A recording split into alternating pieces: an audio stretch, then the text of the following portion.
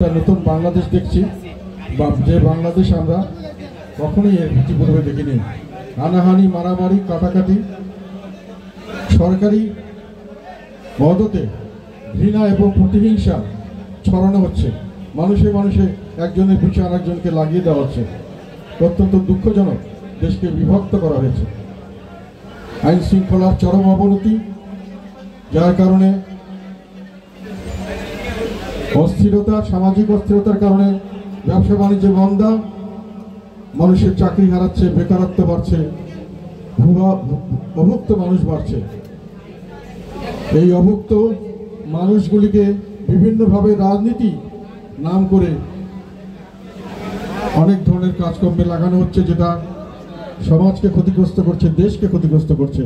এটাকে রাজনীতির নাম করে সরকারের ঘনিষ্ঠ মহল এগুলোকে ব্যবহার করছেন তাদের শক্তি সামর্থ্য দেখানোর জন্য। আপনারা যেভাবে দেশকে বিভক্ত করেছেন, পুলিশকে অকার্যকর করেছেন, মনোবলহীন করেছেন, এবং পুলিশ এখন কার্যকর করতে পারছেন না।